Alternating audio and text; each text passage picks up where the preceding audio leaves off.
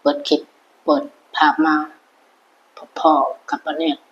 อีกคือเก่าเนาะพี่น้องเนาะยินดีต้อนรับเข้าสู่ช่องของวันนี้บ้านนาคือเก่าเส้นเก่าเส้นเคยเส้นเก่าเส้นเดิมพี่น้องเนาะก่อนไปชมคลิปพี่น้องกับทักทายสบายดีสวัสดีพ่อแม่พี่น้องกันเบิดทุกคนพี่น้องเนาะว่าจะเป็นพี่น้องฝั่งไทยฝั่งลาว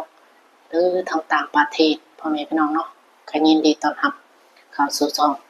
ของบ้านเนิร์ดบ้านนาอีกแล้วพี่น้องเนาะมื้อนี้พี่น้องเดี๋ยววันนี้ก็สิโทรหาน้องหล่าพี่น้องเนาะโทรหาน้องหล่าอยากถามรายละเอียดว่าซั่นซะนี่วันนี้แชทหาเพิ่นแล้วพี่น้องเนาะตอนนี้อยากถามรายละเอียดเรื่องราว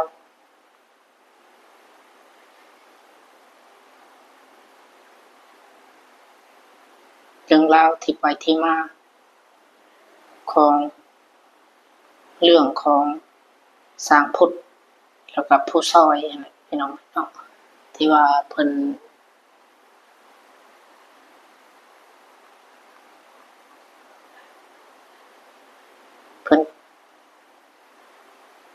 ก่อเหตุนั่นแหละพี่น้อง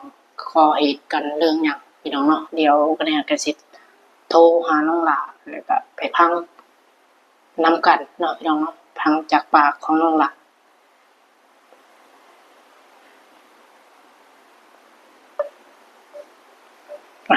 ตอนนี้กำลังโทรเนาะ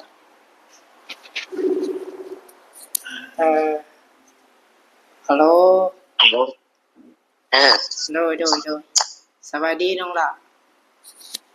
เปิดกล่องอยู่ว่าสบายโดยตอนนี้อัดคลิปอยู่ด้วยน้องหลาเด้ออันใดเนาะตอนนี้ก็โทรหาน้องหลาเนาะโดยสวัสดีตอนนี้อยู่กับไผตอนนี้เนาะอยู่ผู้เดียวอยู่ผู้เดียวบ่ทั้งป้าทั้งลุงเขานอนหน้าบ่หรือว่าจังได๋นอนผู้เดียวนอนอยู่หน้ามื้อนี้ได้โทรหาน้องหลาเนาะตอนนี้น้องหลาเปิดคลิปอยู่ตอนนี้น้องหลาเปิดคลิปอยู่บ่ว่าบ่ได้เปิดบ่ได้เปิดเนาะวันนี้ก็มีเรื่องราวอยากถามน้องหลานะเพราะว่าเห็นในคลิปน้องหลาเนาะเอาลงไปไม่ได้ที่ว่ามันเกิดเหตุที่ว่าผู้อันนั้นนะผู้ซอยผู้ช่วยนะโดยอยากผู้เรื่องราวกับการพูดนะโดยแม่นเป็นจังได๋คือว่าเฮ็ดกันขนาดนั้นเนาะก็บ่ฮู้คือกันเนาะเห็นเขาเจ้าจังได๋เนาะอันว่าคิดกันเรื่องอันนี้นะคิดกันเรื่องว่าเมียมีชู้นะน้อยง่ายคือแบบคนแบบเห็นสิ่งเสพติดก็ว่าแม่นเสพแล้วเกินขนาดแล้วร้อนละคิดร้ายตามที่เฮาเบิ่งคือแบบตอนนี้มีสู้เนี่ยในนี่นะโดยแล้วก็เป็นไงร้อนง่ายๆก็คือร้อนนี่แหละเป็นกาจังได๋มันเกิดอาการหดหู่ใจที่มันต้องผู้อยู่ใกล้นี่ยังภาวะแต่ตามกันอยู่ถือว่าคุณนอนแต่ละคืนก็นอนจนบ่อยากหลับเลยย่านออกนอกยังบ่กล้าออกตอนนี้ก็ได้โดยเอาเฮือนใกล้ติดกันเลยนะโดยวันนี้ก็ในคลิปของน้องหลาอยู่ตอนแรกนะแต่เบิ่งมันตอนแรกเห็นน้องหลาแบบมันบ่ได้นะตอนแรกเห็นน้องหลาลงคลิปอยู่ว่าตอนแรกว่าเป็นสาเหตุหยังว่าคือว่าฆ่าอันนั้นนะแบบเสียชีวิตแล้วแบบ บ่ฮู้สาเหตุหั้นนะแต่เบิ่งคลิปแรกๆพอได้ฮู้ข่าวมาเนิดก็ตกใจอันนี้ก็บ่ฮู้เหมือนกันเนาะสาเหตุแรกๆว่ามันเป็นแบบใดอะนะบ่คิดว่าเฮาคิดว่าเรามีโรคประจำตัวเป็นลมเป็นลมเป็นหยังได้แลเสียชีวิตลมจังซี่นะบ่คิดว่าผัวเราสิเฮ็ดกับเราขนาดนี้อะนะโดยเอาก็ได้เราก็ติดตามข่าวเบิ่งว่าเจ้าหน้าที่เพิ่นมาอ่ากวดเบิ่งหั่นน่ะมากวดเบิ่งเลยเน็ตบ่ค่อยแฮงปานใดมันบ่ธรรมดาการขับมันมันสืบเบิดกูคนในบ้านนี่ก็อีพ่ออีแม่สืบเบิดถามเบิดทุกคนอย่าเพิ่นเอาคนแรกก็ถามผัวเพิ่นเองนั่นแหละผัวเพิ่นปฏิเสธหมดทีแรกบ่รับว่าตัวเองเฮ็ดอันนั้นปฏิเสธเบิดทุกอย่างแต่ตำรวจเจ้าหน้าที่เพิ่นถามหยังก็ปฏิเสธเบิดว่าข้อยบ่ได้เฮ็ดครับไปถามหั้นนะอันตอนแรกมันวุ่นมันนักเลยมันเขาถามไปถามมาแล้วเราแบบออกอาการเองอะนะเลยมีเป็นไปลงไปคุยกันอยู่พุ่นอันนั้นคุยกันอยู่เมืองมันอะไรมีจะจับตัวลงไปหอดแถวบ้านขายบ้านเขาจะหน่อยนะหอดแถวบ้านประมาณบ้านวงมันอย่างเงี้ย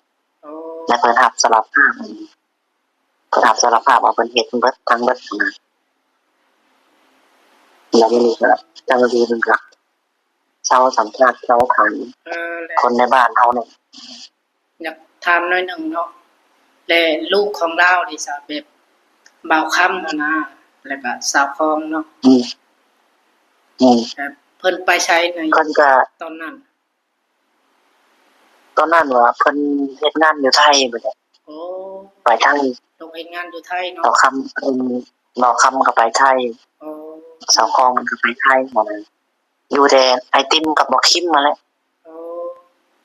เพราะว่าบ่นี้ก็บ่ได้ฮู้เนาะน้องๆเพิ่นที่ว่ายังน้อยอะนะได้เคยฮู้แต่ว่าบ่าวค่ำกับสาวคองเพราะว่าเคยเรียนนำกันเนาะน้องล่ะนั่นเนาะอันนี้จะฮู้อีกพี่น้องแม่นเฮาก็เป็นคนบ้านเดียวกันอีกพี่น้องกับบ่าวเนี่ยนี่แหละเนาะโดยพี่น้องเนี่ยบ้านเดียวกันอีกคือทางผู้ช่วยเพิ่นก็ได้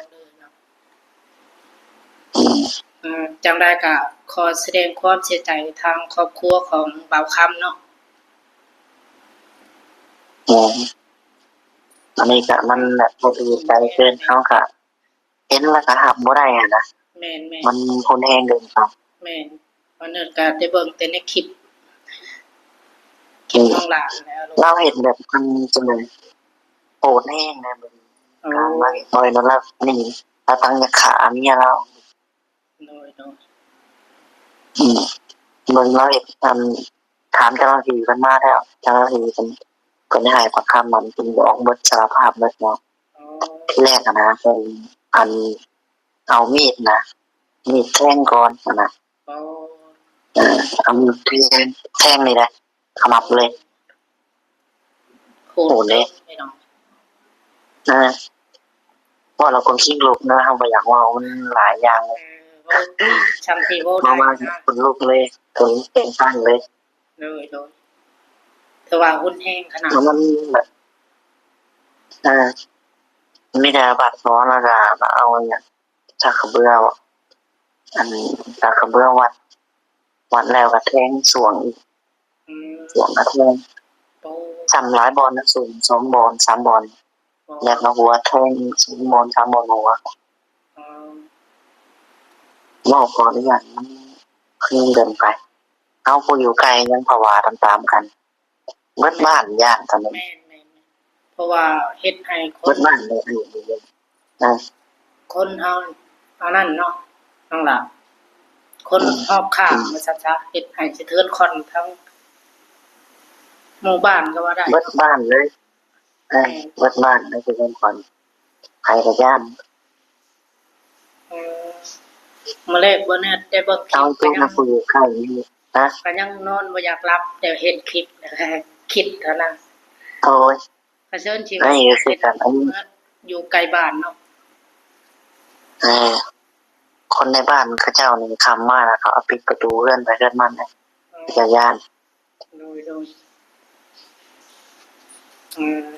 และ ไปอย่าย่าน และ ตรง และ นี้ ตอนนี้มีคนนอนอยู่เรือนเราอยู่บ่หรือว่าจังได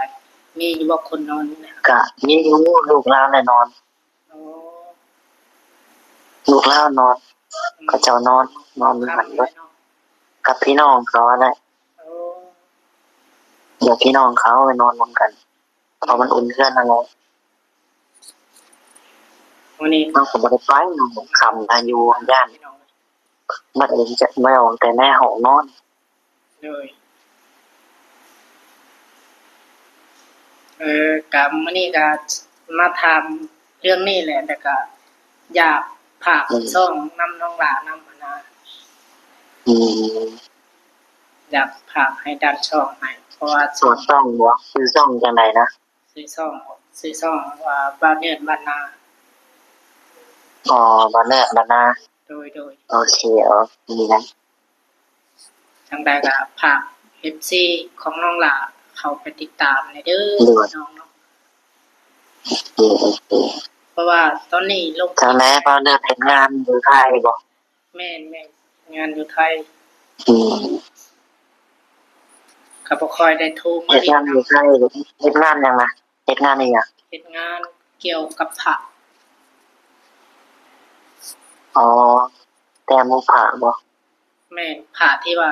แต่หมู่ เจ้าเขตในคอนแม่นแหละเป็นนั่นแหละผักนั้น เอา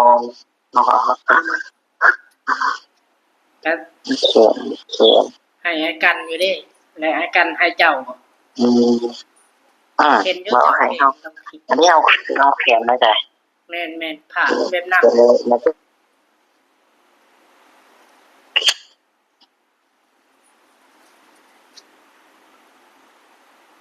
เป็นจังได้ทางบ้านอยู่ดีมีแห้งหมดทุกคนบ่ อ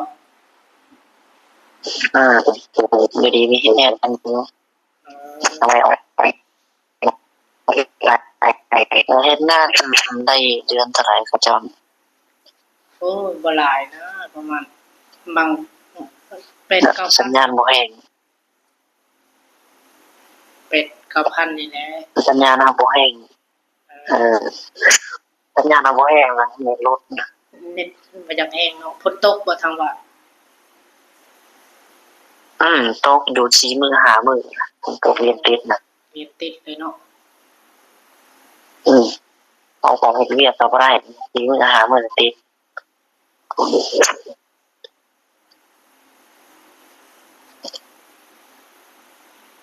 เน็ตบ่อยากแห้งปานใดฝนตกเนาะเน็ตบ่ค่อยแห้งทางบ้านเนาะ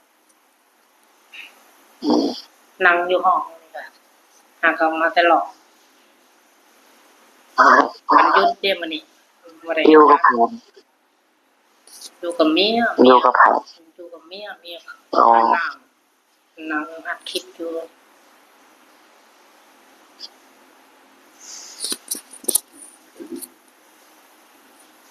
ไปเฮ็ดงานทางใดกูมื้อนี้ เราเฮ็ดงานผู้ใหญ่เพิ่นมอบให้ อ๋อ เราเป็นสะพานบุญอยู่บ้านนาเกงเหรอ อ๋อ เป็นสะพานบุญได้ไปสร้างเฮ็ดเรื่องให้เขา อ๋อพี่น้อง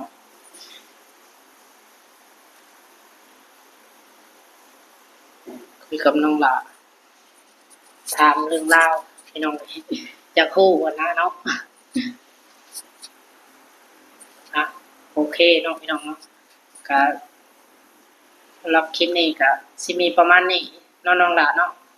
เดี๋ยว ได้ ทางใดก็ขอบใจน้องหลาหลายๆเนาะที่ว่าอธิบายให้ฟัง ได้โอเค คลิปนี้ก็มันก็สิยาวนิดจังหน่อยทางใดก็ขอบใจน้องหลาหลายๆที่รบกวน ว่าเป็นหยังโทรมาได้ FC ก็โทรมาถามหลายคนอยู่ เอ่อ เขาจะโทรมาเรียนนำ โดย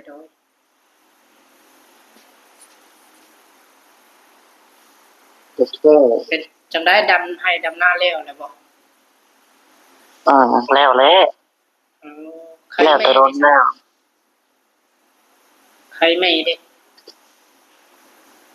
ได้แม่ก็ก็แล้วกันแหละแล้วกันทุกคนแหละ อ๋อ เขาจะเขาให้แล้วคนเฮาอีก อ๋อผมบ่ได้โทรมาบ้านตั้งแต่โดนเลยนะตั้งแต่ลงมาบ่ค่อยได้โทรมาหาเขา แต่ได้สิมาน่ะมาได้มาให้คิดร่วมกัน ก็ยัง อื โอ้ ม โหน้องลาทางเบิ่งไปก่อน อยากเมื่ออยู่ในใจแต่ว่า อยากหาเงินเฮ็ดเรือนเฮ็ดชานนี่แหละน้อง เลยว่าเนาะมันมาพี่มันญาติบ่มีที่ซัพพอร์ตเนาะ แม่ มันเลยยากนะขนาดเฮายังพอแห้งเลย แม่ แต่สิบางมื้อบางเดือนก็บ่ได้หาเงินเลย แม่ ถ้าเฮาบ่มีเครื่องประดับใหญ่ก็โดนซัพพอร์ตทุกตลอดแฮงเจ๊กเลยบ่มีเงินใช้ แม่น้องลาอันนี้ว่าโอ้ยเงินเดือนก็บ่หลายนะไปต่อบัตรต่อเบอร์ไปนำ อืม 8-9,000นี่แหละแต่ก็ อดอาหารได้ ไปต่อบัตรไปนำต่อบัตรก็หมดหลายน้องลา1,500พุ่นน่ะโอ้ แต่ ไป มันจะเนาะเราสิอะไรเนาะ บักไกลๆนะ อืมแต่ที่รถที่ล่างหรือจ้างรถจ้างล่างหรือบ่ง่ายนะ แม่น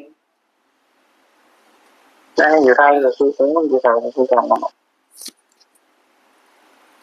เยอะสิ ก็ ลำบากคือกันเลย ในแต่ละมื้อเฮาซื้ออยู่ซื้อกินแน่เดือนแต่ละเดือนก็แทบสิบ่พอใช้นะ แล้ว เออ ดูใส่อย่างที่งานกับงานคือกันเป็นในการสู้ๆบอลเนี่ยเป็นกำลังใจให้ โดย มีที่ติดตามได้หลาย FC น้องหลา แต่ เด้อ ที่ติดตามได้หลาย ครับ FC น้องหลาเขาติดตามเป็นกำลังใจอันนี้ อย่าเพื่อ เพราะว่าตอนนี้เฮ็ด ไอ้ คลิปไป ที่ ก็ เนี่ย หา จะ ไป ได้ เรียนฮะ ว่าฝากอีซีติดตามมาเนี่ยปานหน้าเลยได้อเนาะ พี่น้องหลาฝากช่องให้จะได้ก็ขอบใจขอบคุณน้องหลาหลายๆ โอเค โอเคซ้ำนี่แหละบ่รบกวนหยังหลายน้องหลายก็สบายดีเด้อน้องหลาย เร็ว สบายดี สบายดีบาย บายฟังก่อนเด้อทีนี้ไม่แห้งพี่น้องเลยก็คุยกับทางน้องหลาพี่น้องเลยเมื่อกี้นี่ครับว่าโทรหาเลยน้องหลาคุยเรื่องราวที่ว่า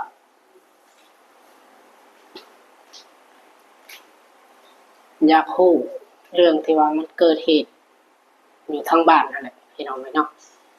ก็เลยโทรถามเพิ่นเบิ่งพี่น้องก็สิมีประมาณนี้เนาะพี่น้องเนาะรับคลิปนี้ก็สิขอตัวลาจบคลิปไปก่อนเด้อพี่น้องไว้พบกันคลิปหน้าพี่น้องเนาะรับคลิปนี้ขอตัวลาไปก่อนข่าวคำว่าสบายดีพี่น้องอยู่ดีมีแรงเบิดทุกคนพี่น้องเนาะร่ำรวยสุขภาพร่างกายแข็งแรงเบิดทุกคนพี่น้องคลิปนี้ขอตัวลาไปก่อนพี่น้องสบายดีพี่น้องเนาะ